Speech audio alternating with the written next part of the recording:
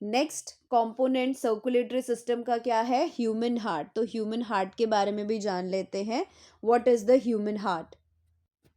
The human heart is a muscular organ that acts as a pump to circulate blood throughout the body.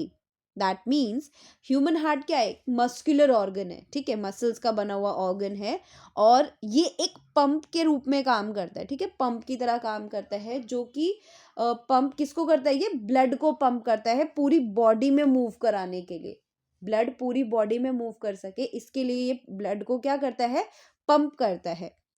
इसकी location कहाँ पर होती है? ये कहाँ पे होता है? हमारे लंग्स के बीच में होता है और थोड़ा सा टिल्ट होता है लेफ्ट साइड की तरफ।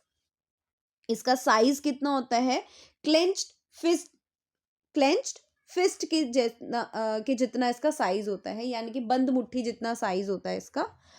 नेक्स्ट, ये डबल सर्कुलेशन परफॉर्म करता है। सर्कुलेशन का क्या मतलब है? यानी कि यहाँ पे सर्कुलेशन 2 बार होती है, यानी कि हार्ट के पास जो ब्लड आता है वो 2 बार आता है, ठीक है, एक कंप्लीट साइकिल में 2 बार ब्लड आता है।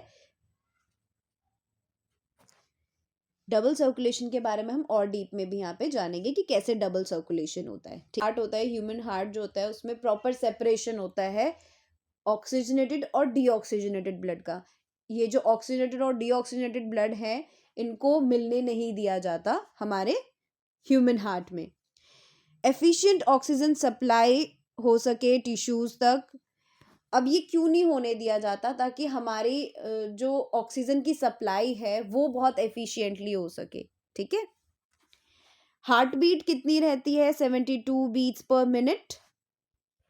तो इन्हीं बेसिक पॉइंट्स को थोड़ा और डीप में जान लेते हैं कि कैसे हमारे ह्यूमन हार्ट में ऑक्सीजनेटेड और डीऑक्सीजनेटेड ब्लड को सेपरेट रखा जाता है।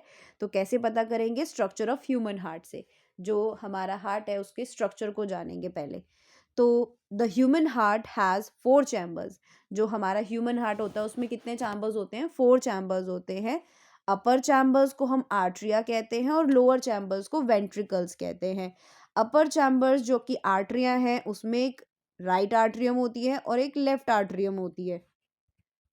तो जो राइट आर्टरिया होती है उसमें डीऑक्सीजनेटेड ब्लड होता है जो कि बॉडी से आया है, ठीक है, और जो लेफ्ट आर्टरिया होती है उसमें ऑक्सीजनेटेड ब्लड होता है जो कि लंग्स से आया है, ठीक है।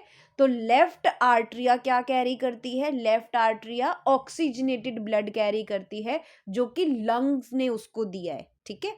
लंग्स ने ऑक्सीजनेटेड ब्लड किसको देना है? लेफ्ट आर्टरिया को। और बॉडी ने डीऑक्सीजनेटेड ब्लड किसको देना है? राइट आर्टरिया को। फिर बात करते हैं वेंट्रिकल्स की, जो लोअर चैम्बर्स होते हैं। तो जो राइट वेंट्रिकल होती है उसमें डीऑक्सीजनेटेड ब्लड होता है जो कि पंप किया जाता है लंग्स को। यानी कि जो राइट वेंट्रिकल है वो डीऑक्सीजनेटेड ब्लड लंग्स को दे देता है और जो लेफ्ट वेंट्रिकल है वो ऑक्सीजनेटेड ब्लड पूरी होल बॉडी में पंप करता है, ठीक है। तो left ventricle has the thickest wall. Left ventricle की थिकेस्ट वॉल होती है। क्यों होती है? क्योंकि उसे ऑक्सीजनेटेड ब्लड को क्या करना है? पूरी बॉडी को देना है ना। हमने जैसे आर्टरिया में पढ़ा था, आर्टरीज में पढ़ा था कि उनकी कैसी वॉल होती है? थिक होती है। क्यों? क्योंकि उनका हाई प्रेशर का ब्लड रहता है ना।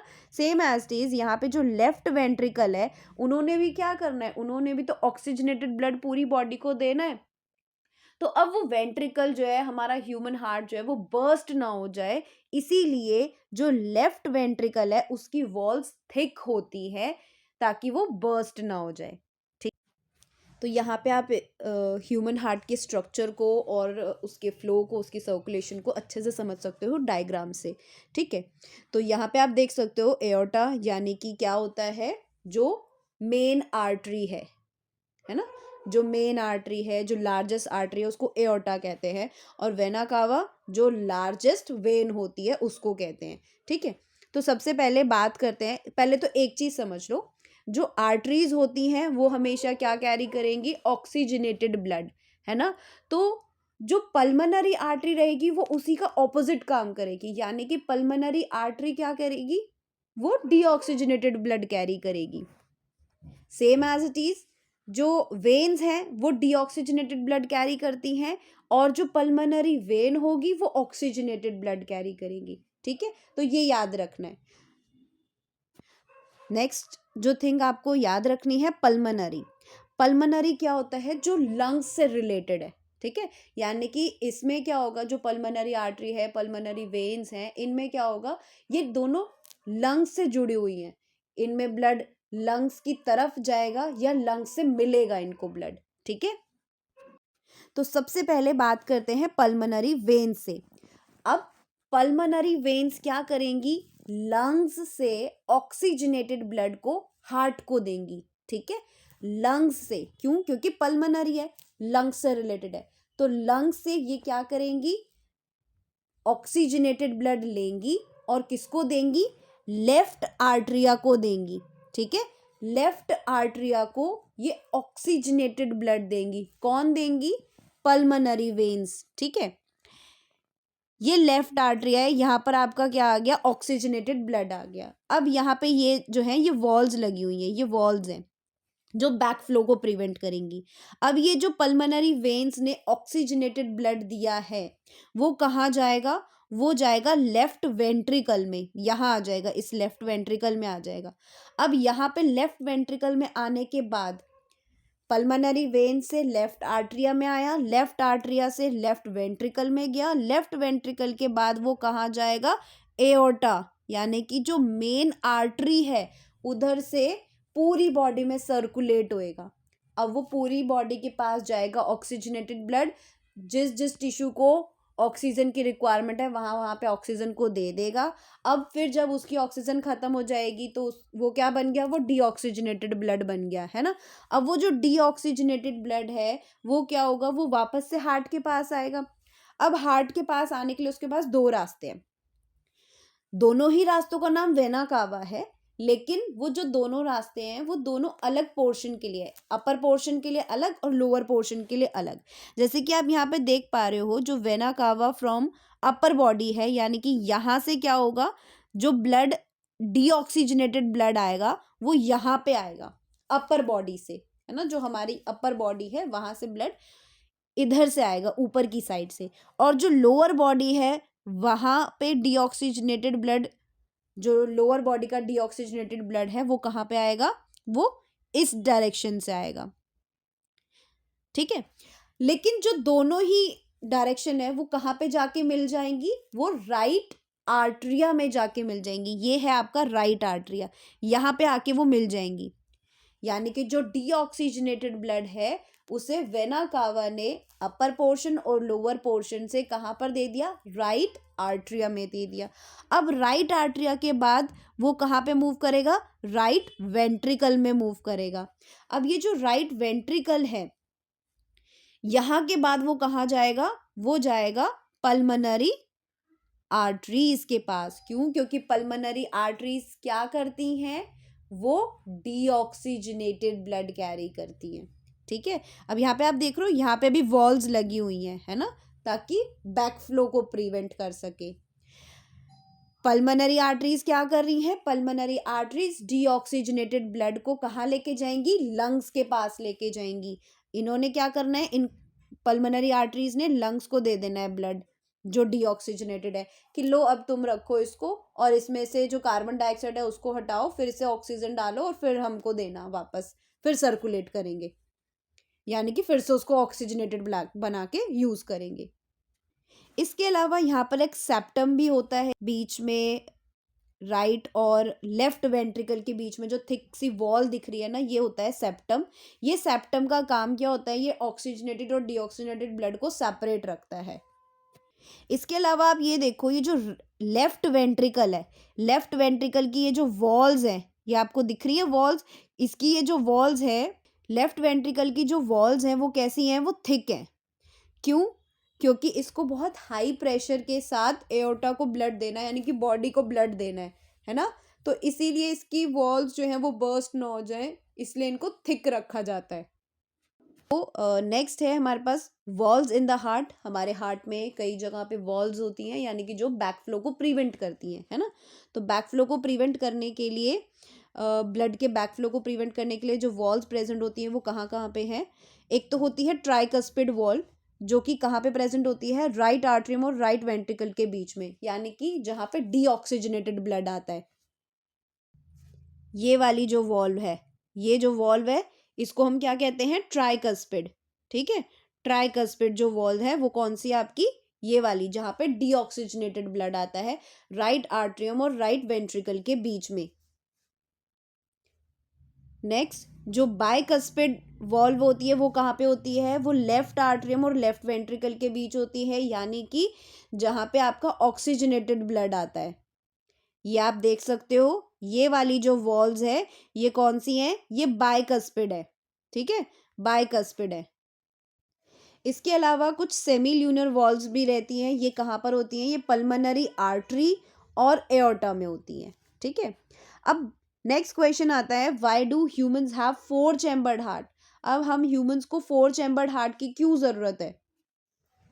सो हमारे पास 4 चैम्बर्ड हार्ट होता है, पर क्यों क्यों चाहिए हमें 4 chambered heart? Humans have a 4 chambered heart to completely separate oxygenated and deoxygenated blood, है ना? जो हमारे पास ऑक्सीजनेटेड और डीऑक्सीजनेटेड ब्लड है उसको हम इजीली सेपरेट आउट कर सके, कि वो ऑक्सीजनेटेड और डीऑक्सीजनेटेड दोनों सेपरेट रहे ब्लड, है ना? इसीलिए हमारे पास क्या रहता है? 4 चैम्बर्ड हार्ट रहता है। अब इनको ऑक्सीजनेटेड को और डीऑक्सीजनेटेड को हमें सेपरेट क्यों करना है? ताकि जो ऑक्सीजन की सप्लाई है वो एफिशिएंटली हो सके सभी बॉडी टिश्यूज तक, मतलब सभी बॉडी टिश्यूज तक ऑक्सीजन जो है बहुत आराम से पहुंच जाए, है ना? और वो कब पॉसिबल है? जब ऑक्सीजनेटेड और डीऑक्सीजनेटेड ब्लड अलग रहेंगे। इंपॉर्टेंस क्या है 4 चैम्बर्स की? इससे ज़्यादा से ज़्यादा ऑक्सीजन सप्लाई होती है, प्लस ये हाई एनर्जी प्रोड्यूस करती है। इसके अलावा हमारी बॉडी का जो टेम्परेचर है उसको ये मेंटेन करके रखते हैं और सपोर्ट करते हैं एक active life style in humans. Humans में जो हमारी एक्टिव लाइफ स्टाइल आप देख सकते हो वो किस वजह से है? क्योंकि हमारे पास 4 चैम्बर्ड हार्ट है, जिसकी वजह से हमारे ऑक्सीजनेटेड और डीऑक्सीजनेटेड ब्लड सेपरेट रहते हैं और हमें ज़्यादा से ज़्यादा ऑक्सीजन मिलती है, जिसकी वजह से हम एक्टिव लाइफस्टाइल को फॉलो कर पाते हैं। इसके अलावा मैंने आपको बताया था कि जो ह्यूमन होते हैं उनमें जो ब्लड सर्कुलेट करता है वो 2 टाइप्स की सर्कुलेशन करता है, यानी कि डबल सर्कुलेशन करता है। तो जो पहली सर्कुलेशन होती है वो होती है पल्मोनरी सर्कुलेशन, और दूसरी जो होती है वो होती है systemic circulation. Pulmonary circulation is the movement of blood between heart and lungs. जब हार्ट और लंग्स के बीच में ब्लड फ्लो करता है उसको हम पल्मोनरी सर्कुलेशन कहते हैं। और सिस्टमिक सर्कुलेशन कौन सा होता है? जब हार्ट और बॉडी के बीच में ब्लड मूव करता है। ठीक है, तो हार्ट और लंग्स के बीच में जब सर्कुलेशन हो रहा है वो है पल्मोनरी सर्कुलेशन। जब हार्ट और बॉडी के बीच में सर्कुलेशन हो रहा है वो है सिस्टमिक सर्कुलेशन। इसको आप इस डायग्राम से अच्छे से समझ सकते हो। ये जो आपको दिख रहा है ये पोर्शन जिसमें पल्मोनरी वेन्स और पल्मोनरी आर्टरीज यूज हो रही हैं, है ना, लंग्स और हार्ट यूज हो रहा है, वहां पर क्या है? Pulmonary circulation. और ये जो बाकी का पोर्शन है ये आप इस डायग्राम से देख सकते हो। पल्मोनरी सर्कुलेशन में क्या हो रहा है? लंग और हार्ट यूज हो रहे हैं, है ना? लंग और हार्ट के बीच में सर्कुलेशन हो रहा है। ये देखो, लंग से ब्लड जो है वो कहाँ पे आ रहा है? लंग से ब्लड हार्ट में आ रहा है ना? और यहाँ इधर हार्ट से यहाँ पे डीऑक्सीजनेटेड ब्लड लंग्स के पास जा रहा है। ठीक है, तो एक बार ऑक्सीजनेटेड ब्लड लंग से कहाँ पे आया? हार्ट में आया। और एक बार डीऑक्सीजनेटेड ब्लड लंग से कहाँ गया? हार्ट से कहाँ गया? लंग्स के पास गया। तो एक सर्कुलेशन होती है ये पल्मोनरी सर्कुलेशन जिसमें लंग और हार्ट के बीच में सर्कुलेशन होती है। दूसरी होती है सिस्टमिक सर्कुलेशन, इसमें हार्ट और बॉडी के बीच सर्कुलेशन होती है, यानी कि हार्ट से जो ऑक्सीजनेटेड ब्लड है वो कहाँ जाएगा? बॉडी के पास जाएगा। और बॉडी से जो डीऑक्सीजनेटेड ब्लड है वो किसके पास आएगा? हार्ट के पास आएगा। ठीक है, तो एक ही साइकिल में हार्ट के पास 2 बार ब्लड आता है, एक बार लंग्स की साइड से, एक बार बॉडी की साइड से। इसीलिए हम इसको क्या बोलते हैं, डबल सर्कुलेशन बोलते हैं। लेकिन जो मूवमेंट चलती है वो कैसे चलती है, लंग से पहले आता है ब्लड लेफ्ट आर्ट्रिया में, फिर लेफ्ट वेंट्रिकल में, फिर उसके बाद आगे मूव करता है बॉडी के पास, फिर वहां से डीऑक्सीजनेटेड ब्लड बॉडी के पास, फिर वेना कावा से राइट आर्ट्रिया से फिर राइट वेंट्रिकल, एंड देन फिर लंग्स के पास जाता है पल्मोनरी आर्टरी से। ठीक है, कंप्लीट सर्कुलेशन ऐसे होता है। और उस कंप्लीट सर्कुलेशन के अंदर दो पार्ट्स हैं, पल्मोनरी सर्कुलेशन और सिस्टमिक सर्कुलेशन।